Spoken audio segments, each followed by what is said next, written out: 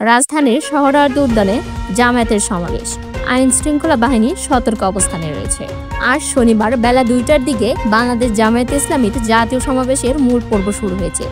এতে বিপুল সংখ্যক নেতাকর্মী যোগ দিয়েছে। বেলা 2টার দিকে পবিত্র কোরআন তেলাওয়াত ও নাতে রাসূলের মধ্যে দিয়ে শুরু হয় সমাবেশের মূল পর্ব। নাতে রাসূল পরিবেশন করেন সাইমুম শিল্পগোষ্ঠীর শিল্পীরা। পরে সমাবেশে উপস্থিত জুলাই অভ্যুত্থানের শহীদ পরিবারের সদস্যদের সঙ্গে পরিচয় করিয়ে দেওয়া হয়।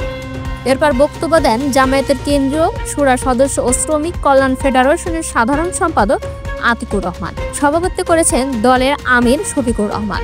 সমাবেশে কেন্দ্রীয় নেতারা বক্তব্য দেবেন। এর আগে সকাল 10টায় পবিত্র কোরআন তেলাওয়াতের মধ্য দিয়ে সমাবেশটি শুরু হয়েছে। এরপর হামনাত ও ইসলামী সঙ্গীত পরিবেশন করা হয়। সকাল থেকেই রাজধানীর বিভিন্ন জায়গা থেকে মিছিল নিয়ে দলে দলে সমাবেশে যোগ দেন দলের নেতাকর্মীরা। সমাবেশ ঘিরে সকাল থেকেই ঢাকায় গণপরিবহন চলাচল সীমিত দেখা যাচ্ছে। রাজধানীর বিভিন্ন সড়কে দলটির নেতাকর্মীদের সরব উপস্থিতি রয়েছে। এতে তীব্র যানজট সৃষ্টি হয়েছে। শাহবাগ এলাকা দিয়ে বাস চলাচল বন্ধ রয়েছে। শুধু ব্যক্তিগত গাড়ি, মোটরসাইকেল, রিকশা ও অ্যাম্বুলেন্স চলছে। সকাল 10টা থেকে দুপুর 12টা পর্যন্ত সমাবেশের আশেপাশে এলাকা ঘুরে দেখা যায়।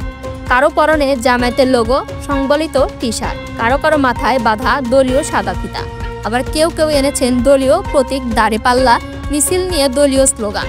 সোহরাওয়ার্দী উদ্যানে সমাবেশস্থলের দিকে যাচ্ছেন তারা। ট্রাফিক পুলিশের পাশাপাশি রাস্তায় মোড়ে মোড়ে যান চলাচল নিয়ন্ত্রণ করছেন জামায়াতের স্বেচ্ছাসেবকরা। একই সঙ্গে বিভিন্ন সড়কে সতর্ক অবস্থান রয়েছে আইন শৃঙ্খলা রক্ষাকারী বাহিনীর সদস্যরা। এই ছিল সোহরাওয়ার্দী উদ্যানের পরিস্থিতি নিয়ে সর্বশেষ সংবাদ। সঙ্গে আছে আমি আয়েশা সিদ্দিকা, ডিবিজি নিউজ বিডি।